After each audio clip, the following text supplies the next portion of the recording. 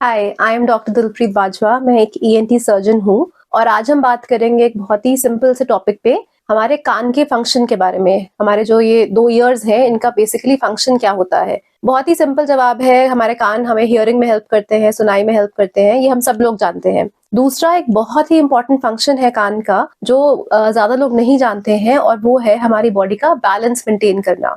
तो हमारी बॉडी का जो नियंत्रण है या बैलेंस है, उसमें कान बहुत ही इम्पोर्टेंट रोल प्ले करते हैं। कान के साथ में ऑफ कोर्स हमारा ब्रेन जो मेन सेंटर है बैलेंस मेंटेन करने का, लेकिन ब्रेन के साथ में आईज, हमारी सर्वाइकल स्पाइन, हमारी स्पाइनल कैनाल, हमारे जॉइंट्स एंड मसल्स एंड हमारे ईयर्स भी बहुत ही इम्पोर्टेंट रोल प्ले करते हैं बैलेंस मेंटेन करने में। पहले हम बात करते हैं हियरिंग की, कि हमारे कान सुनाई में कैसे हेल्प करते हैं। तो जो साउंड वेव्स होती हैं, जो सुनाई की तरंगे होती हैं, वो हमारे कान के थ्रू, हमारी कान में जो कैनाल है उसके थ्रू जाके हमारी ईयर ड्रम को या सुनाई के पर्दे को बहुत माइल्ड तरीके से वाइब्रेट कराती हैं। ये तरंगे जब ईयर ड्रम को वाइब्रेट कराती हैं, तो उसके थ्रू कान के अंदर जो 3 सुनाई की हमारी बोन्स हैं, जिनको हम ऑसिकल्स बोलते हैं, उनमें मूवमेंट आती है।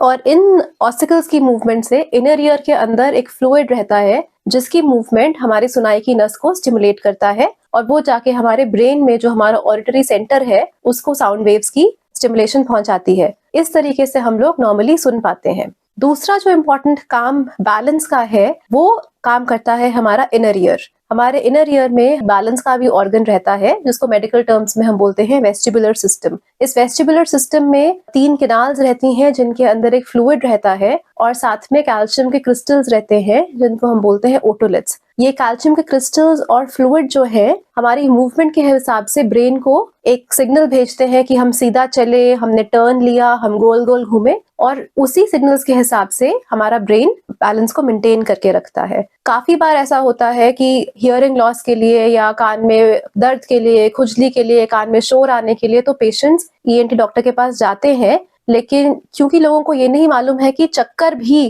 कान की वजह से आते हैं, तो इसीलिए लोगों को न्यूरोलॉजिस्ट या फिजिशियन के पास जाते हैं, जबकि ईएनटी डॉक्टर को भी चेक कराने की रिक्वायरमेंट हो सकती है। तो अगर आपको बार बार चक्कर आते हैं, स्पेशली किसी किसी पोजीशन में आते हैं, कि अगर आप लेफ्ट टर्न कर रहे हैं, ऊपर देख रहे हैं, या रात को सोने के लिए लेटे हैं, आपने टर्न किया, आपको सडन चक्कर आ रहे हैं, या आपको इम्बैलेंस महसूस होता है, तो आपका कान भी एक इम्पॉर्टेंट कारण रह सकता है चक्करों के लिए। तो अगर आपको चक्करों की दिक्कत है, तो आप अपने न्यूरोलॉजिस्ट और फिजिशियन के अलावा एक अपने ईएनटी डॉक्टर से भी मिले, ताकि आपके चक्करों का सही डायग्नोसिस हो सके। इस वीडियो में मैं ये भी कहना चाहूंगी कि अगर आपको ईयर रिलेटेड कोई भी क्वेश्चंस हैं, तो आप काइंडली कमेंट्स में डालें, ताकि हम एक अलग से आपके क्वेश्चंस के साथ आंसर्स देके आपको आपके क्वेश्चंस का सोल्यूशन बता सकें। Thank you.